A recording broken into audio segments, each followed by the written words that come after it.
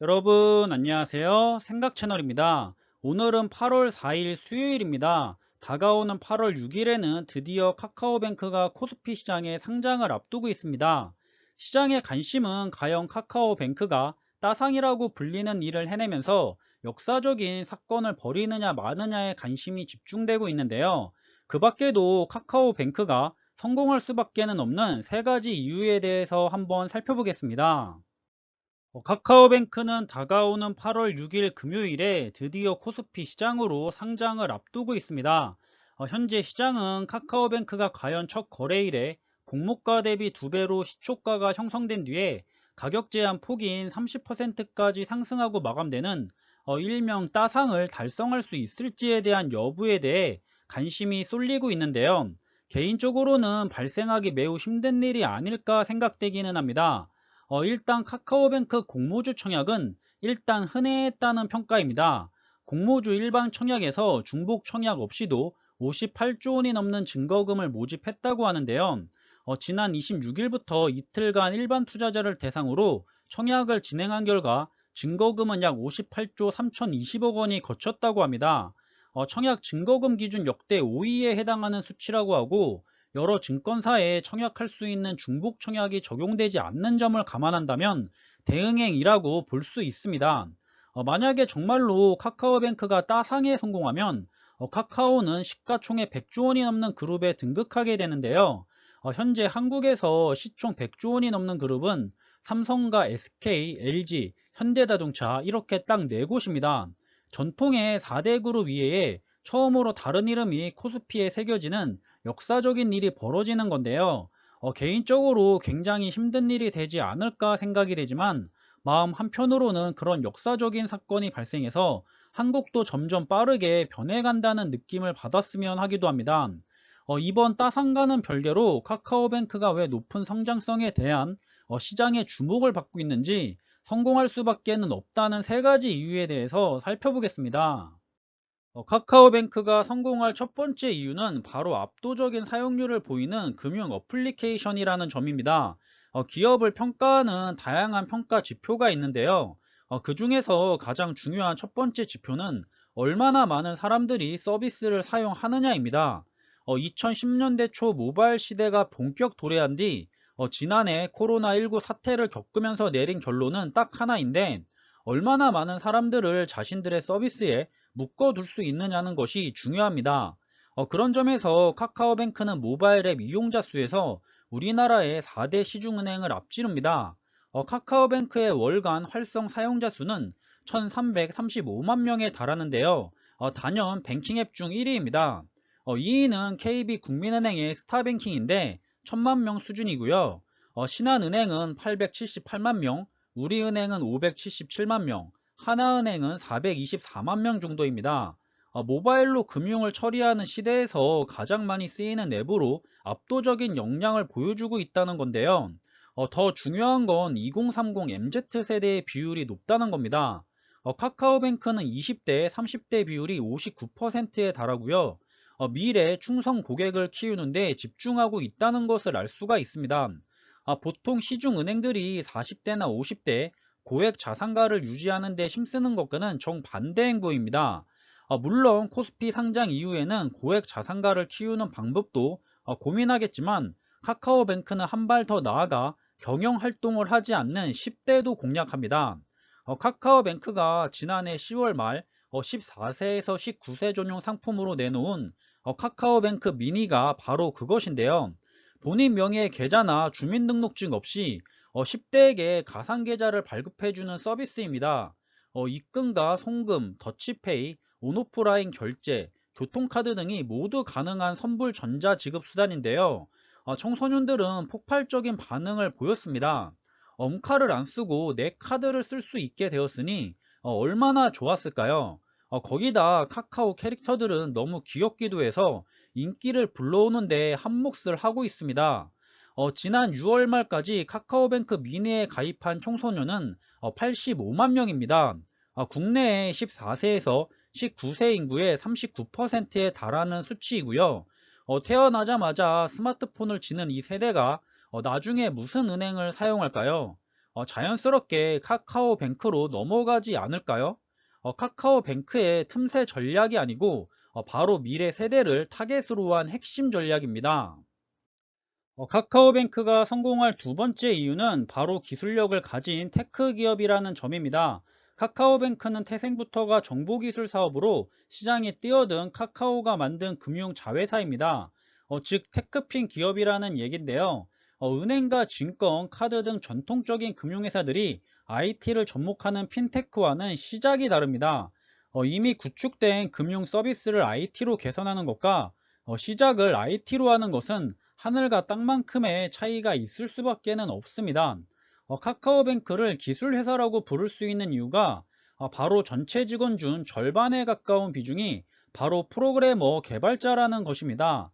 지난달 말 기준 직원 1023명 중 40%가 프로그래머 개발자였습니다. 여기에 향후 3년 동안 500억 원을 추가로 투자할 계획이고요. 개발이나 IT가 비용의 관점인 기존 금융회사에서는 개발자를 확대하기가 쉽지 않습니다. 그리고 카카오뱅크 개발자는 성과 중심의 연봉제로 계약을 하는 반면 기존 금융권은 호봉제이기도 하고요. 이렇게 기본 구조가 다른 점이 계속해서 차이를 만들어내고 있습니다. 카카오뱅크는 2017년 출범할 때 은행 입출금 등을 관리하는 핵심 전산 시스템에 리눅스 운영체제를 도입하기도 했는데요. 은행권에서는 처음 있는 일이었습니다. 리눅스는 온라인에 무료로 공개되는 오픈소스 형태인데 다른 운영체제보다 설치 비용이 30%가량 저렴합니다. 카카오뱅크는 이런 리눅스로 1000억 원 상당의 비용을 아꼈는데 이렇게 줄인 비용은 모두 고객의 편의성을 높이는 데 사용했습니다. 2017년부터 현재까지 전국 모든 은행과 편의점 현금 자동 입출금기 이용 수수료를 무료로 하고 있고요. 이는 전 금융권 중 유일한데 여기에 들인 비용이 출범 후 지난해까지 1,300억 원 가량입니다. 바로 기술로 돈을 아껴서 고객들의 니즈를 충족시킨 일인데 고객들의 니즈가 무엇이냐면 평소에 쓸 일이 거의 없는 현금을 가끔 뽑아 쓰는데 수수료를 500원에서 1,300원을 내라고 하니까 그동안 얼마나 아까웠을까요? 많이들 경험해 보셨을 거라 생각합니다. 바로 이런 고객들의 마음을 읽고 기술로 아낀 금액을 고객의 편의성을 높이는 데 사용하고 있는 것입니다. 개인적으로 저도 직업이 프로그래머 개발자인 만큼 변화에 발빠르게 대처도 가능한 카카오뱅크는 앞으로도 계속해서 성장하면서 잘 될 수밖에는 없다고 판단하고 있습니다. 카카오뱅크가 성공하는 마지막 이유는 바로 카카오의 조직 문화가 이식돼 있다는 겁니다. 카카오뱅크를 포함해서 카카오만의 조직 문화가 있는데 카카오에서 모든 구성원을 영어 이름으로 부릅니다. 김범수 의장도 의장님이 아니고 그냥 브라이언일 뿐이고 여민수 카카오 대표는 메이슨이고요. 조수영 카카오 대표는 션우로 불립니다. 이는 카카오뿐만 아니라 전 세계 우량한 기업들이 많이 적용하고 있는 조직 문화인데요. 우리나라는 아직까지 예전의 구식의 상하관계를 중요시하는 조직 문화를 가지고 있는 곳이 많습니다. 이런 구식의 조직 문화는 반대 의견이 필요할 때 반대 의견을 내기 매우 어려운 환경을 조성하게 되는데요. 따라서 카카오뱅크 역시 신조직의 문화를 이어가는 만큼 반대 의견을 좀 더 편하게 낼 수 있다는 점이 큰 차이를 만들어낼 것이고 회사에서는 이런 노라고 외칠 수 있는 사람이 필요합니다. 다른 의견을 편하게 제시할 수 있어야 여러 가지 아이디어가 나올 수 있는 법이고요. 서로의 의사소통의 자유로움을 한층 수월하게 할 수가 있습니다.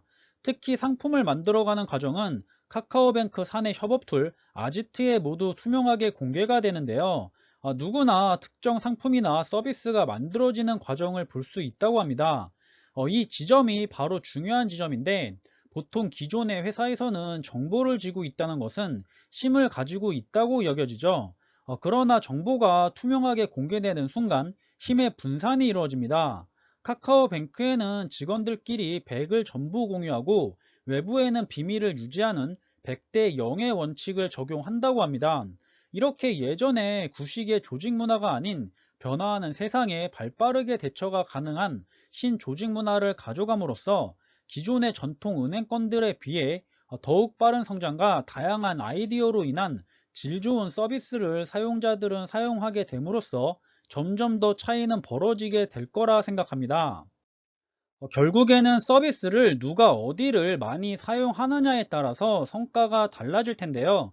이미 압도적인 사용자 수를 보유하고 있고 거기에 미래의 주요 고객이 될 MZ세대를 타깃으로 좋은 모습을 보여주고 있는 만큼 앞으로의 미래가 참 기대되는 카카오뱅크입니다.